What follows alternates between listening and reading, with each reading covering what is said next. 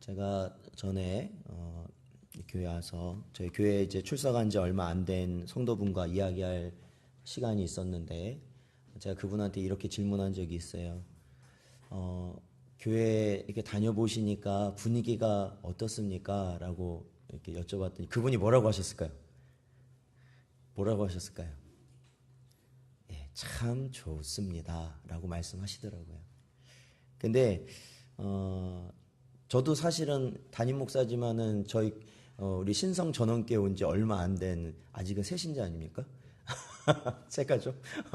이제 1년 좀 넘었는데. 근데 그분이 참 좋습니다라고 할 때 그 참 좋습니다라는 게 정말 많은 공감이 되고 저도 그렇습니다라고 제가 그렇게 말씀을 안 드렸지만 제 마음으로는 그렇게 하고 있더라고요. 제가 목사이긴 하지만 사람이다 보니까 여러 가지로 많이 부족하고 실수하는 점도 있을 거고 답답한 면도 있을 텐데 그럴 때마다 우리 성도님들이 그런 것을 잘 이해해 주시고 또 이렇게 받아주시고 기다려 주시는 그런 모습을 느낄 때마다 참 우리 교회 성도님들이 사랑이 많으시구나라는 걸 느끼고요.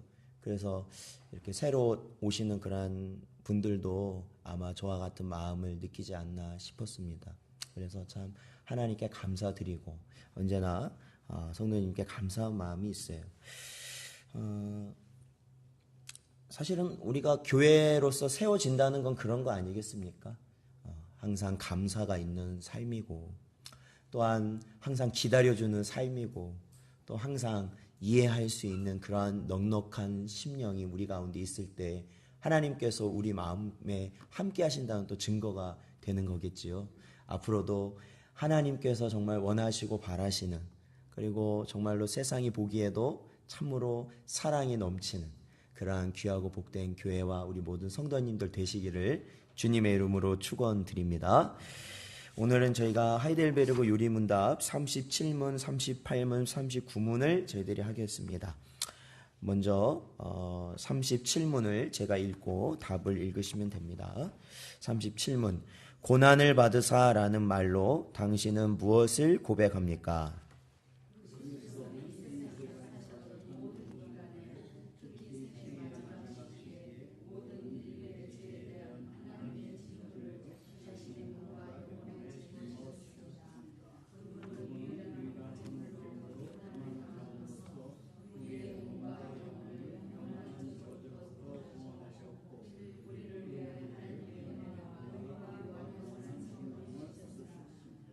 그렇습니다.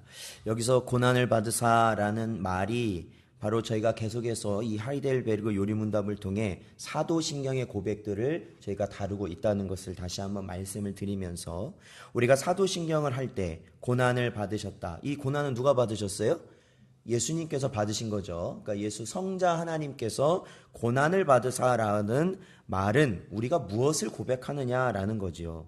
그것은 우리가 답에 보면 그리스도는 이 세상에 사셨던 모든 기간에 특히 생의 마지막 시기에 모든 인류의 죄에 대한 하나님의 진노를 자신의 몸과 영혼에 짊어지신 것을 우리가 믿는다라는 것이죠. 자, 그래서 오늘 본문 말씀이 이사야서 53장 4절입니다. 저희 4절 말씀 다시 한번 읽어보죠. 시작. 그는 실로 우리의 질고를 지고 우리의 슬픔을 당하였거늘 우리는 생각하기를 그는 징벌을 받아 하나님께 맞으며 고난을 당한다 하였노라. 아멘. 여기서 우리의 질고, 이 질고라는 게 뭐예요? 질고. 많이 들으셨잖아요. 질고가 뭘까요? 주님이 질고를 겪으셨다 할 때 질고가 뭡니까? 질병과 고통이에요. 질병은 그냥 고통. 그러니까 이 모든 것을 하나님 예수님께서는 다 지셨다라는 거예요. 이게 바로 이사야서 53장에 나타난 예수님에 대한 예언인데 바로 예수님께서 이러한 고난을 받으셨다라는 것이죠. 자, 우리 12절도 보겠습니다. 이사야 53장 12절. 자, 읽어보겠습니다. 시작. 그러므로 내가 그에게 존귀한 자와 함께 몫을 받게 하며 강한 자와 함께 탈취한 것을 나누게 하리니 이는 그가 자기 영혼을 버려 사망에 이르게 하며 범죄자 중 하나로 헤아림을 받았음이니라. 그러나 그가 많은 사람의 죄를 담당하며 범죄자를 위하여 기도하였느니라. 아멘. 그렇습니다. 그 고난을 통해 바로 자신의 생명을 버리시고 결국에는 이 땅의 죄인과 같은, 이 죄인 중에서도 가장 악한 죄인의 자리에 서심으로 말미암아 많은 사람의 죄를 담당하신 분이 바로 우리 주님이십니다. 그래서 고난을 받으셨다라는 것은 바로 그분이 우리를 대신해 하나님의 진노를 몸소, 그의 영혼도, 그 모든 것을 짊어지셨다라는 것을 고백하는 것이죠.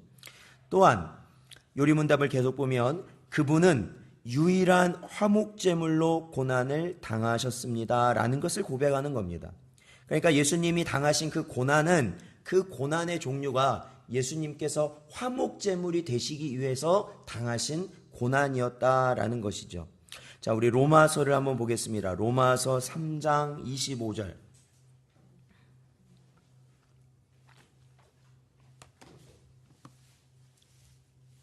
로마서 3장 25절 말씀.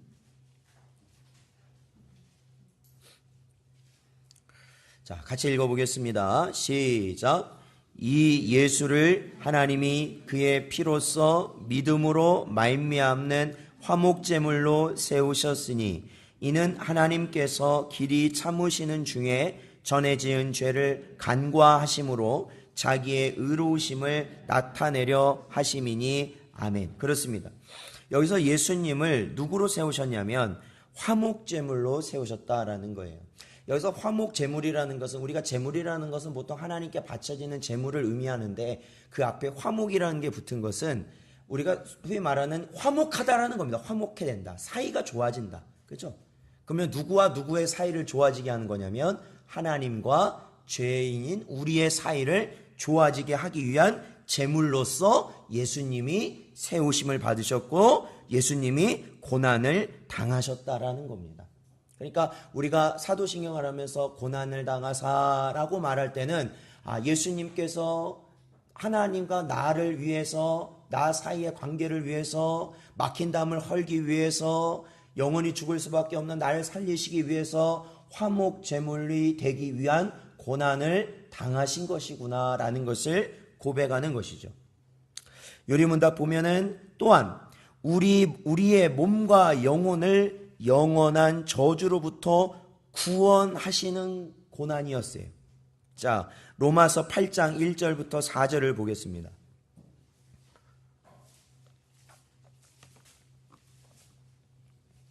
자, 로마서 8장 1절부터 4절 읽어보죠. 시작.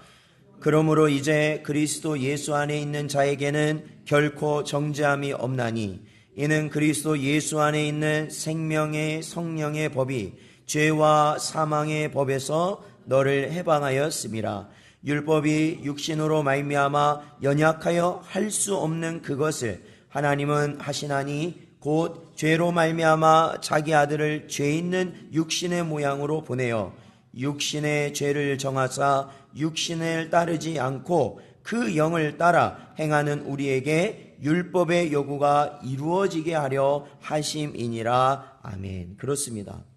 결국에는 우리가 죽을 수밖에 없는 상태, 여기서 죽을 수밖에 없다라는 것은 우리의 몸과 우리의 영혼이 모두 멸망당할 수밖에 없는 그러한 상태.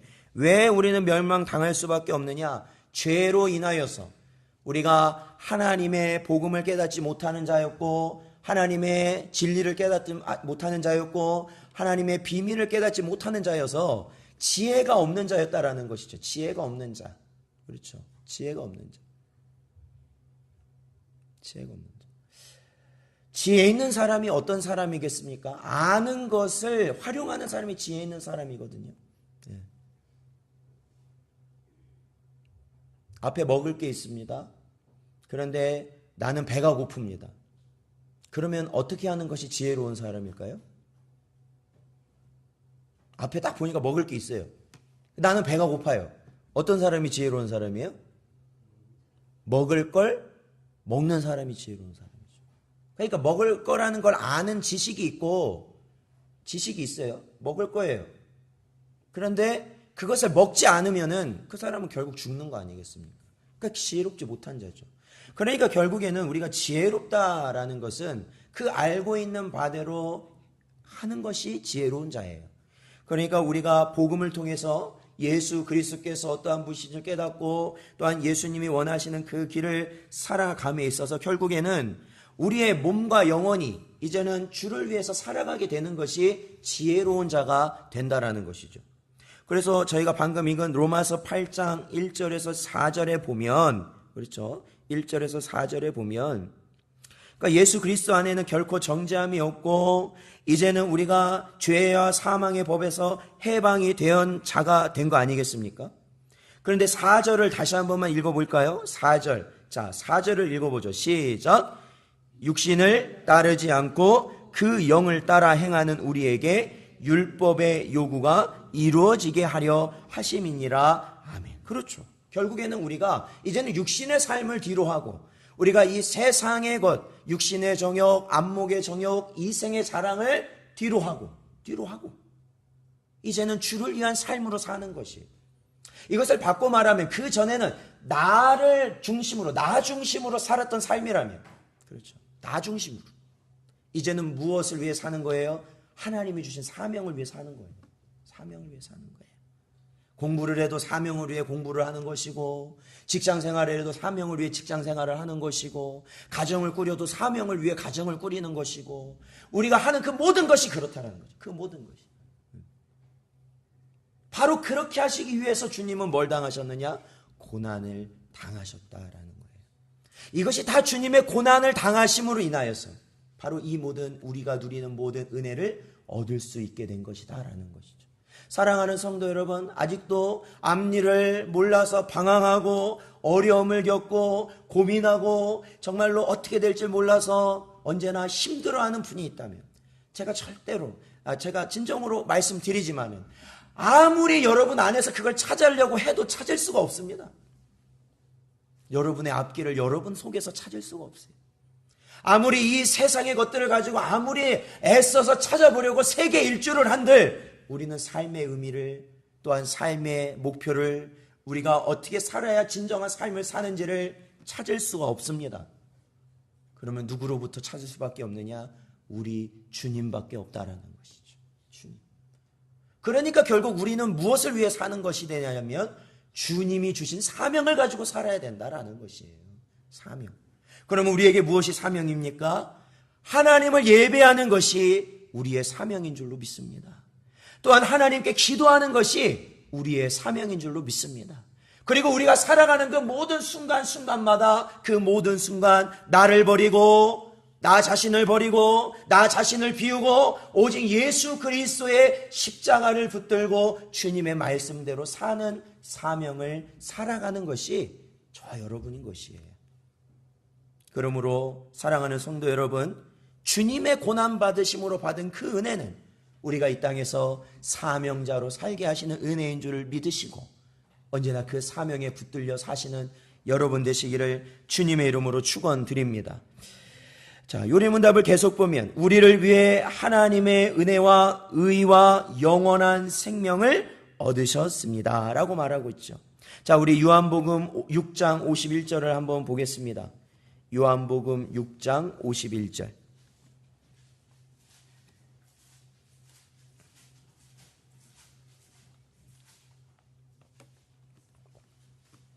요한복음 6장 51절 말씀 읽어보겠습니다. 시작. 나는 하늘에서 내려온 살아있는 떡이니 사람이 이 떡을 먹으면 영생하리라. 내가 줄 떡은 곧 세상의 생명을 위한 내 살이니라 하시니라. 아멘. 그렇습니다. 사랑하는 성도 여러분, 바로 우리 주 예수 그리스도께서 영원한 생명을 주실 수 있는 참된 우리의 양식 되신 떡이심을 믿으십니까? 그렇다면 그 떡을 저와 여러분은 먹은 자입니까? 그 떡을 먹으셨어요? 그 떡을 먹은 자만이 바로 그 영생을 얻을 수 있다 말씀하고 계시기 때문에 그렇죠. 예수님께서 그 험난한 고난의 길을 왜 가셨겠습니까? 바로 그 고난의 가기를 가심으로 인하여서, 그 고통의 순간을 이겨내심으로 인하여서 결국에는 자신의 생명까지 내려놓는 그 십자가의 사명을 감당하시고, 또한 죽으신 지 3일 만에 부활하심으로 인하여서 바로 하나님으로부터 새 생명을 얻으시게 된 거다. 그러면 그 생명을 왜 다시 얻으셔야 됐느냐? 바로 저와 여러분을 위해서 그렇다라는 것이죠. 우리를 위해서. 우리를 위해서 그 질고를 지신 이유가 바로 우리의 생명의 떡이 되시기 위하시기 때문이다라는 것이죠. 생명의 떡. 그래서 우리는 영생을 바라봅니다. 영생을 바라봐요. 영원한 생명. 여러분, 우리에게 영생이 주어진 줄 믿으십니까? 우리에게 주어진 영생은 어떠한 영생이에요? 바로 하나님과 우리 주 예수 그리스도와 함께 그 영원한 나라에서 그 영광과 그 영원한 기쁨 가운데 주님을 함께 거하는 그 영원한 나라죠. 지금으로서는 그것을 표현할 수도 없는 그 기쁨 가운데 주님과 함께하는, 빛 가운데 있는 그 영원한 생명을 의미합니다. 근데 여러분, 믿지 않는 자에게 영원한 생명이 있을까요, 없을까요? 있을까요, 없을까요? 다시 한번 여쭤보겠습니다. 불신자에게 영원한 생명이 있습니까, 없습니까? 있습니다라고 하신 분이 있는 거예요. 근데 제가 이렇게 쉬운 질문을 여러분에게 했겠습니까, 안 했겠습니까? 그러면 제가 뭐라고 답할까요? 있다고 말할까요, 없다고 말할까요? 불신자에게도 영원한 생명이 있어요. 그렇죠. 그것도 영원한 생명이에요. 그것도 영원한 생명이에요. 영원한 지옥불에서 죽으려고 해도 죽을 수 있다고요, 없다고요? 죽을 수 없는 그러한 심판의 과정을 겪게 될 것이다 라는 것이죠. 바로 그 저주에서 우리를 구원하시기 위하여 고통당하셨다라는 거예요. 요리문답 계속 보면, 자, 38문인데요. 38문. 제가 문제를 읽겠습니다. 그분은 왜 재판장 본디오 빌라도 아래에서 고난을 받으셨습니까?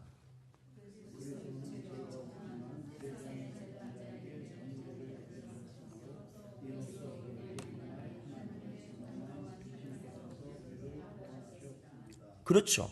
왜 예수님은 굳이 그냥 십자가를 지셔도 되는데 굳이 왜 그 재판정에 쓰셔야 되는가? 그죠?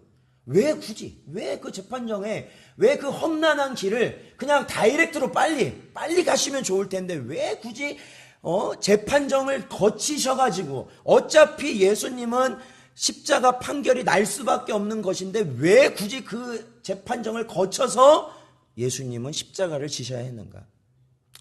자, 우리 마태복음 27장 24절을 보죠. 마태복음 27장 24절.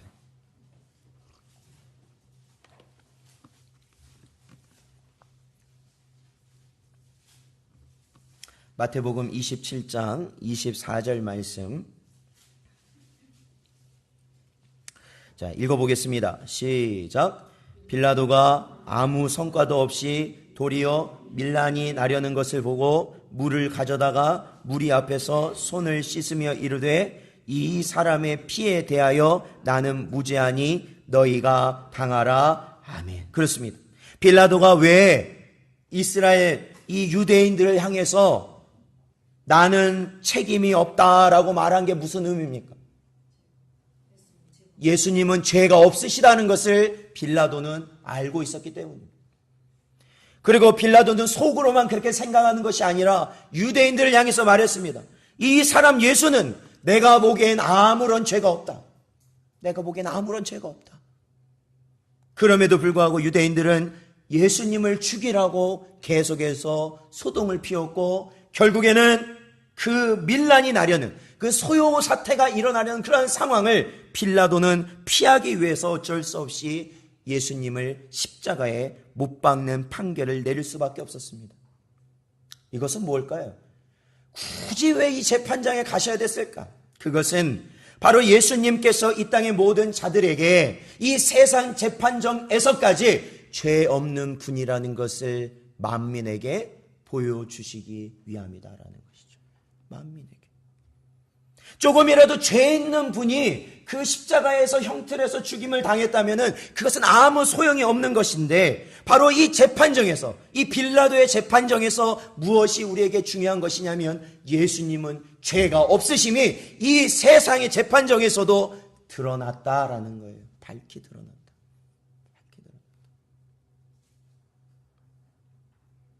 그래서 빌라도 치하에서 그는 고난을 당하시게 된 것입니다. 요리문답 계속 보면, 이로써 우리에게 임할 하나님의 준엄한 심판에서 우리를 구원하셨습니다. 자, 우리 고린도후서 5장 21절을 보겠습니다. 고린도후서 5장 21절.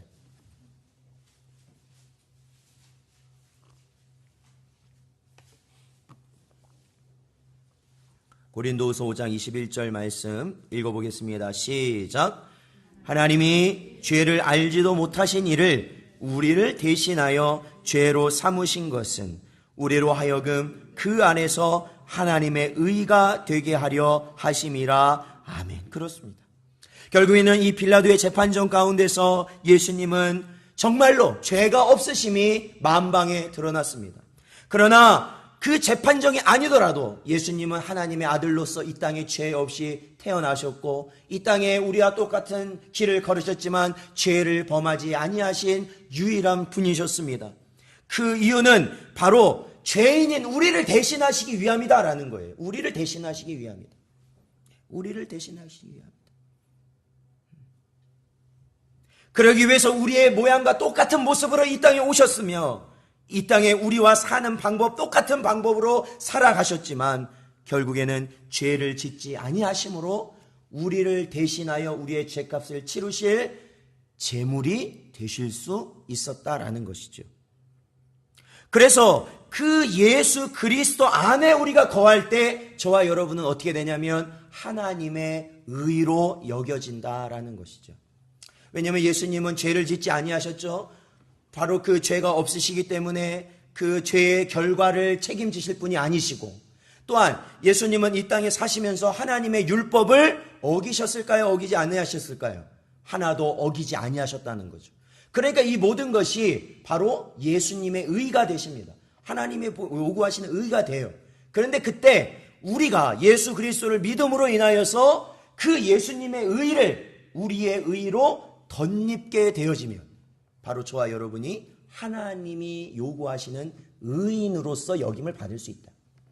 그래서 제가 전에 한번 말씀드린 것 같은데, 우리는 죄인이라는 거예요. 원래 죄인 아닙니까? 그럼 예수 믿고 나면 뭐가 돼요? 의인이죠. 그러면 이 의인이란 게 어느 선까지 의인이 되느냐라는 거예요. 이 의인. 그러면 우리가 밖에 나가서 나 의인이야 이렇게 할 수 있는 의인? 이 여기서 의인이 뭐예요? 의인이 이거는 하나님이 보시기에 의인이라는 거예요. 하나님 보시기에. 왜? 예수께서 우리와 함께 하시니까. 우리를 보시는 게 아니라 하나님이 누구를 보시는 거예요? 우리 안에 계시는 예수님을 보시기 때문에 우리를 의인이라고 여기시는 거예요. 그런데 우리의 뭐예요? 뭐가 있어요? 죄인된 모습, 죄인된 모습. 죄인으로서 행했던 모든 죄과가 있고요. 지금도 죄인의 모습을 잃고 살아가면서 악한 생각과 말과 행동을 하는 우리의 모습은 그대로 우리에게 어떻게 해요? 남아있다라는 거예요. 그대로 남아있어요. 그래서 우리가 그대로 남아있는 이 모습을 어떻게 하는 거예요? 예수님을 따라, 예수님의 영이신 성령을 따라갈 때 점차 우리의 옛사람을 벗어버리고 하나님이 우리에게 주신 새 사람의 삶을 살아가게 되는 그러한 존재가 되는 것이다 라는 거죠. 변화가 된다는 거예요. 그 부분이. 그러니까 이 변화를 오해하시면 안 돼요. 변화는 내가 옛날에 이랬는데 그러한 나쁜 모습이 있었는데 그게 없어졌다라는 게 아니에요. 없어졌다. 있어요. 그게 좀 이해가 되시는지 모르는데 30년 전에 그 악했던 모습이 30년 예수 믿고 30년 지났다고 해서 없어진 게 아니란 말이에요. 갑자기 어느 순간 이게 나온다니까요. 이게 불쑥불쑥 나와요. 불쑥불쑥.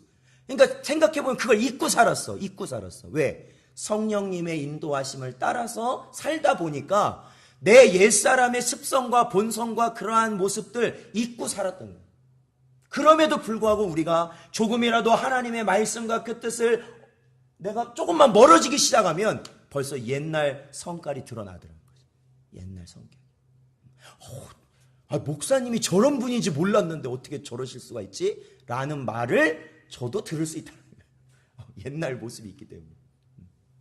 사랑하는 성도 여러분, 그렇기 때문에 언제나 주님의 영의 인도하심을 따라가실 수 있는 여러분 되시기를 주님의 이름으로 축원드립니다. 그게 바로 하나님의 의, 하나님의 그 예수 그리스도의 의를 덧입은 자의 모습이다라는 거예요. 자, 39문으로 들어가겠습니다. 39문, 제가 문제를 읽겠습니다. 그리스도께서 십자가에 못 박히심은 달리 돌아가신 것보다 특별한 의미가 있습니까?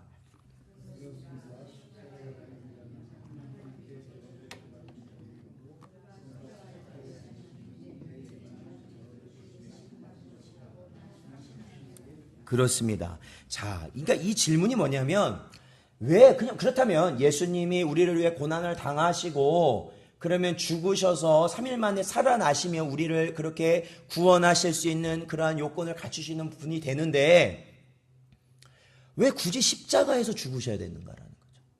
목베임을 당하셔도 되고 아니면은 돌에 맞아 돌아가셔도 되고, 더 쉽게 말하면 뭐 여러 가지, 죽는 방법은 굉장히 여러 가지인데 왜 굳이 십자가라는 것이 사용되어야 했는가?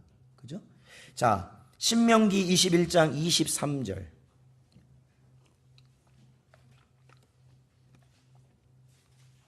자, 신명기 21장 23절 말씀.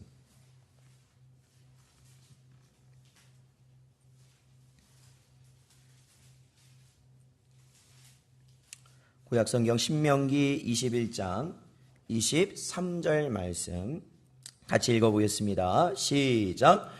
그 시체를 나무 위에 밤새도록 두지 말고 그날에 장사하여 내 하나님 여호와께서 내게 기업으로 주시는 땅을 더럽히지 말라. 나무에 달린 자는 하나님께 저주를 받았음이니라. 아멘. 그렇죠. 신명기에 나타난 이 표현, 이것은 바로 예수 그리스도의 죽음을 의미하는 그러한 구절이죠. 자, 나무에 달린다는 누구에게 저주를 받았다고요? 예, 하나님께 저주를 받은 자라는 상징이 나무에 죽은 자다. 나무에 죽은 자.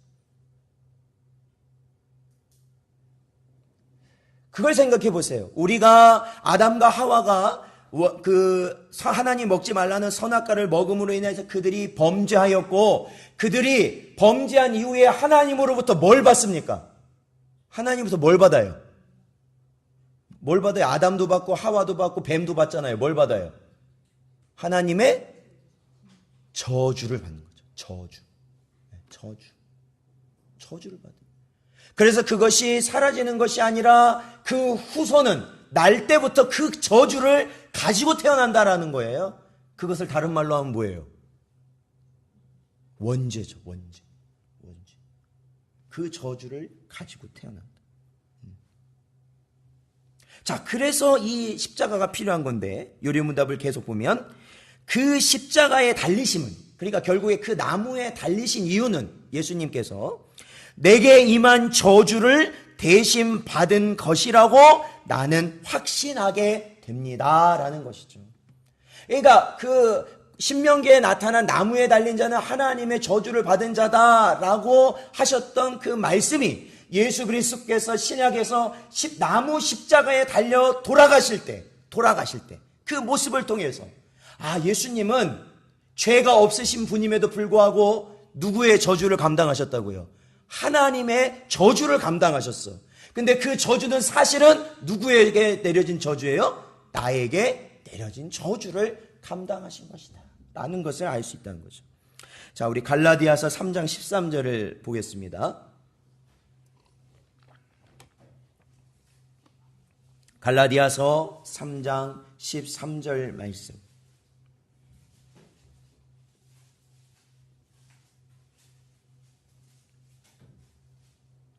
3장 13절 같이 읽어보겠습니다. 시작.